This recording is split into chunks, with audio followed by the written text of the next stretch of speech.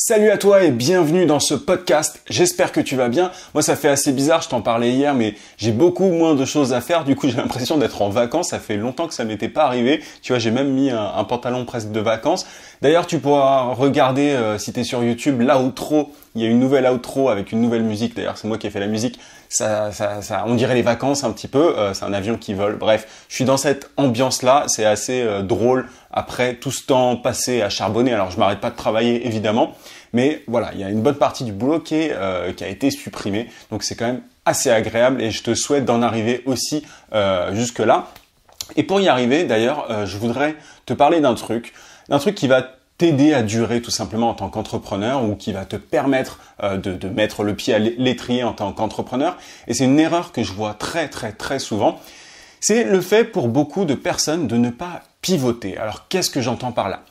Tu connais peut-être le terme si tu montes une start-up. Pivoter, c'est simplement le fait de se repositionner, le fait de changer, si tu veux, le produit, changer sa cible, changer tout un tas de choses dans ton business pour pouvoir t'adapter au mieux au marché. Il faut savoir un truc, c'est que quand tu es entrepreneur, en fait, tu ne décides pas du produit que tu vas créer, tu ne décides pas du service que tu vas proposer. Tout ne doit pas sortir de ta tête et c'est ce que font beaucoup de personnes malheureusement.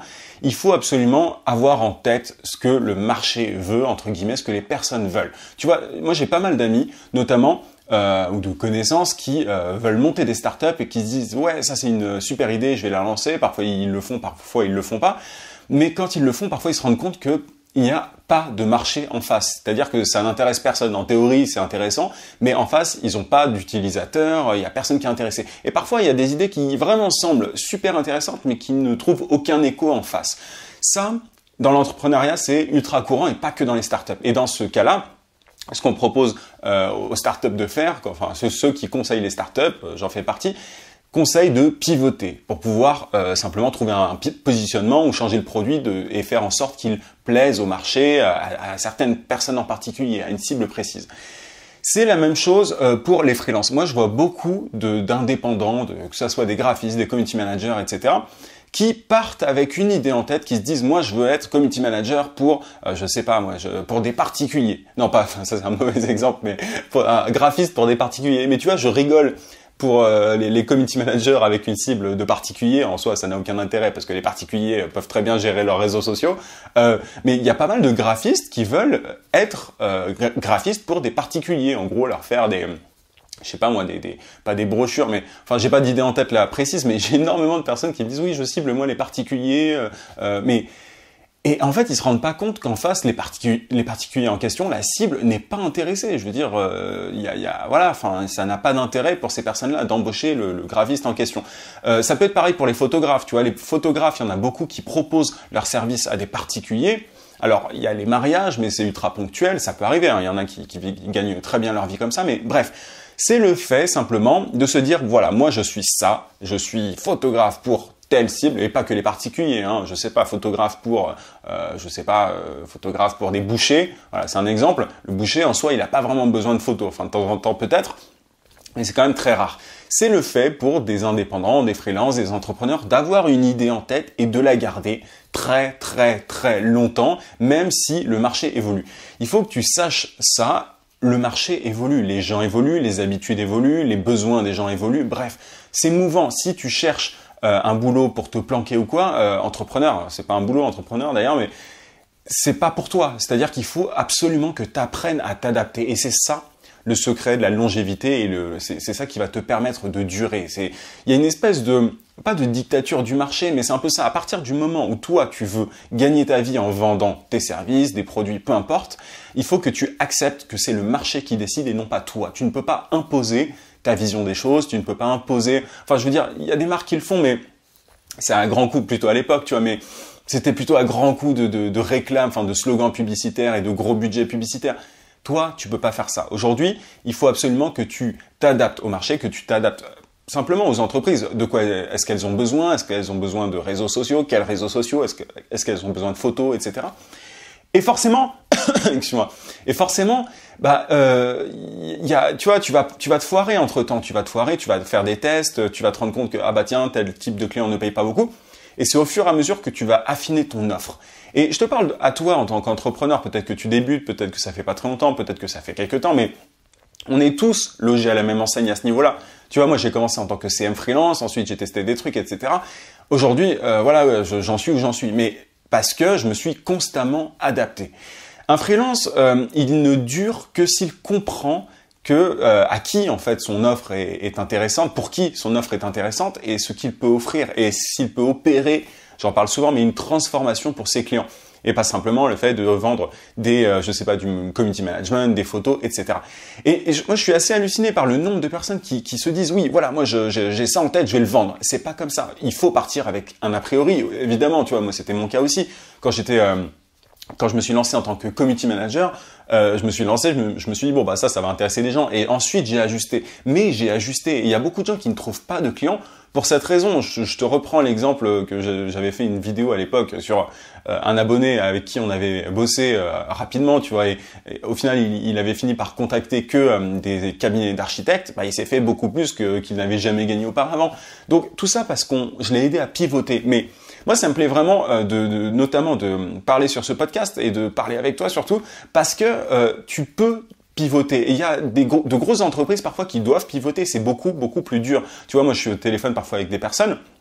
C'est pas évident de leur dire de pivoter, de changer de cible, de positionnement parce que ça fait des années que ces entreprises sont là, ça fait des années qu'elles bossent avec des clients et tu vois, c'est parfois un petit peu compliqué. Moi, j'ai 26 ans, j'arrive, je leur dis bon, faut pivoter. Évidemment, j'ai des preuves pour leur montrer que j'ai raison, je pense en tout cas, mais c'est pas évident, tu vois, et certains acceptent, certains n'acceptent pas et d'où notamment tu vois, c'est pas tout ça prend sur le terrain, tu vois, il faut avoir une certaine ouverture d'esprit, c'est pas pour tout le monde l'entrepreneuriat, j'arrive plus à parler, c'est bien pour une raison, c'est que voilà, il faut être ouvert, adaptable, flexible et non pas flexible, c'est-à-dire pas flexible au sens où tu dois tout accepter de tes clients, hors de question. Mais en tout cas, comprendre la demande et voir où est-ce que toi tu peux te situer. Tu vois, il ne s'agit pas de proposer du community management si tu sais pas gérer les réseaux sociaux, quoique ça s'apprend. Mais voilà, il s'agit de trouver cet équilibre-là. Et le corollaire de tout ça, le corollaire du fait que le marché bouge, que les gens, les besoins évoluent, etc., c'est qu'il faut que tu te formes, il faut que tu constamment te tiennes au courant. Moi, je me forme constamment, tu vois, je me suis formé sur plein de réseaux sociaux, je continue aujourd'hui, et je partage d'ailleurs ça avec toi dans certaines formations. Mais il faut avoir en tête que il faut parfois faire des pivots, tu vois, plus ou moins gros, il faut faire des rotations plus ou moins grandes selon les cas. Parfois, quand t'as un positionnement qui ne marche plus du tout, parfois il faut aller complètement à l'extrême opposé, tu vois. Et encore une fois, toi, tu as le luxe en tant qu'indépendant de pouvoir le faire, tu vois. Moi, je l'ai fait plein de fois parce que il s'agit simplement de se dire, voilà, je vais pivoter et de le faire. Et t'as pas 10 000 employés à côté, t'as pas tout un tas de trucs à gérer. Tu peux le faire. Et c'est ça qui me plaît beaucoup en parlant avec toi, tu vois. Enfin, même si tu me réponds pas, tu me réponds en commentaire, mais c'est vraiment que tu peux faire ça, tu peux pivoter. Et moi, quand je bosse avec de plus grosses boîtes, en soi, c'est plus compliqué. Il y a c'est plus long et il faut le faire accepter, etc. Et je pense vraiment que c'est ça qui fait durer les grosses entreprises. Ce podcast, c'est un petit peu un écho au podcast que j'avais fait sur pourquoi beaucoup de business vont mourir.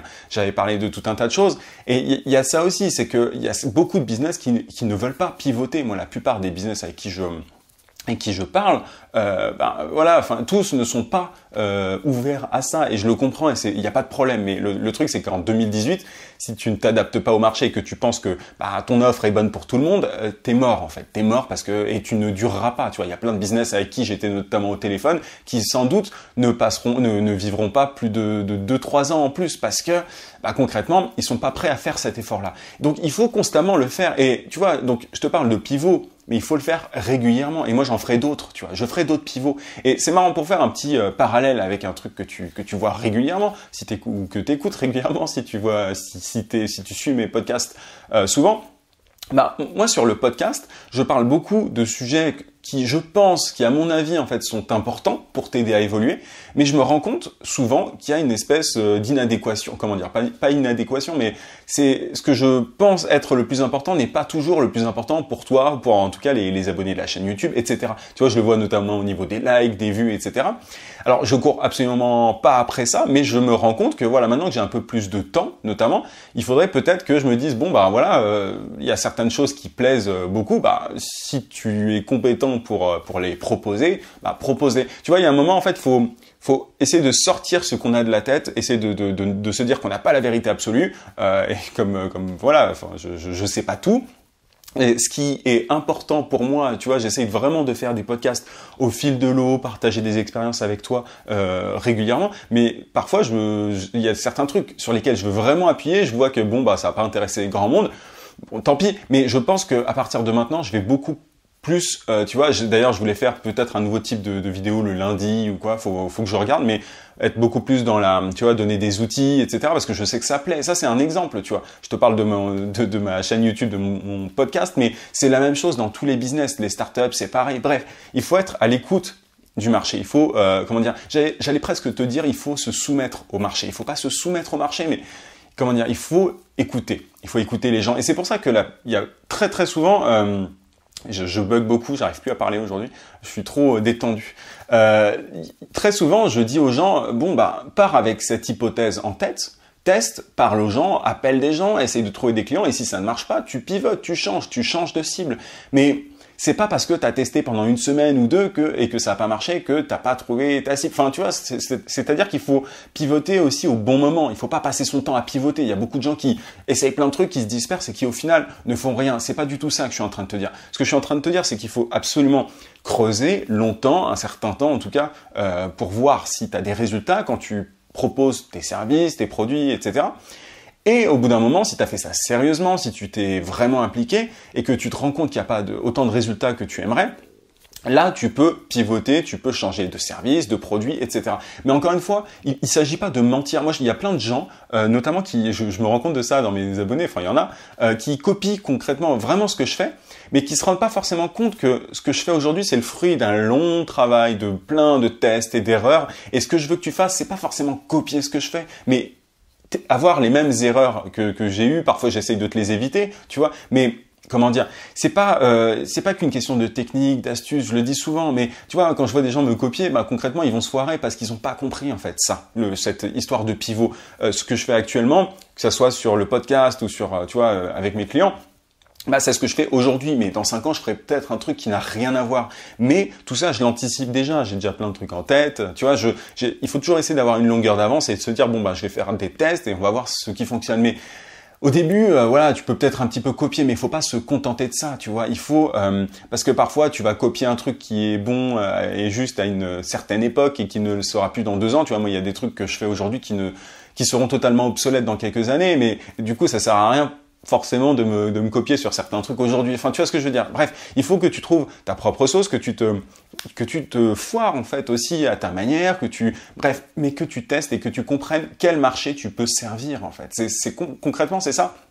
Que tu sois un indépendant, une entreprise, une start-up, peu importe. Mais il faut absolument pivoter quand c'est nécessaire et arrêter de se dire oui, alors ça c'est l'opportunité du moment. Ceux qui sont constamment dans les opportunités, ceux qui sont constamment dans dans les trucs tendances, bah ils durent pas quoi. C'est-à-dire que moi je sais que je durerai, enfin en tout cas j'espère, je croise les doigts et je ferai tout pour, mais parce que je suis constamment en train de m'informer, de me former, de lire, tu vois, c'est pas juste, je pose pas mon truc, tu vois, je t'ai dit tout à l'heure que j'étais un petit peu en vacances et tout.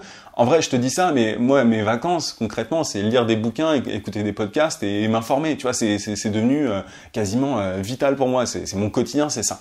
Donc je t'invite à être dans cette même attitude et à sortir un peu de ta tête les idées préconçues que tu peux avoir sur telle cible, sur « Ah mais moi je suis community manager, je sais rien faire d'autre » ou alors « Je suis rédacteur, je sais rien faire d'autre ». C'est pas vrai, tu vois, si t'es graphiste, moi je connais d'ailleurs une fille que tu regardes peut-être derrière ce podcast, tu écoutes ou tu regardes peut-être ce podcast, mais je connais quelqu'un qui a une super, tu vois, qui a eu une super idée de se renouveler, qui était à la base je sais même plus comment on dit, mais elle faisait de la retouche vidéo, elle s'est reconvertie et elle a beaucoup plus de chances de réussir grâce à ça, parce qu'elle s'est rendue compte voilà, que le marché était différent de ce qu'elle avait en tête, ou que ses compétences n'étaient pas en parfaite adéquation avec le marché. Si c'est le cas, si c'est ton cas, si tes compétences ne sont pas en parfaite adéquation avec le marché, il faut que tu changes, que tu modifies quelques trucs. Et voilà, désolé de te le dire, mais il faut se former. Se former, ça ne s'arrête pas à l'école, tu vois. Il y a plein de gens qui croient ça, qui se disent oui, moi j'ai un master en je sais pas quoi, comme un abruti que j'ai eu au téléphone dont je te parlais récemment. Le fait d'avoir été à l'école, je veux dire, l'école, moi, ça fait combien? Ça fait 7 ans, 8 ans, je sais plus combien de temps, mais ça fait longtemps l'école, tu vois. Et concrètement, tout ce que j'ai appris sur le terrain est beaucoup plus important. Et il faut que tu apprennes aussi à apprendre, en fait, sur le terrain en te foirant. Et si tu veux être entrepreneur et durer tout le long de ta vie, et surtout dans cette époque du digital, bah, t'es obligé de te former, de consulter des sites et tout. Et c'est aussi pour ça que je fais du contenu et qui, voilà, je l'espère, t'apportera ce genre d'informations, les informations utiles et t'aidera à atteindre ton objectif. Voilà un petit peu ce que je voulais te dire aujourd'hui. Désolé, j'ai un peu bredouillé. Je suis bien, je suis juste détendu. J'ai même pas parlé de la matinée, c'est pour ça, je pense que j'ai plus l'habitude. Bref, je te rappelle que tu peux télécharger ma formation vidéo gratuite pour trouver des clients rapidement en freelance. Pour ça, tu cliques juste en haut sur le i, sinon tu as le lien en description.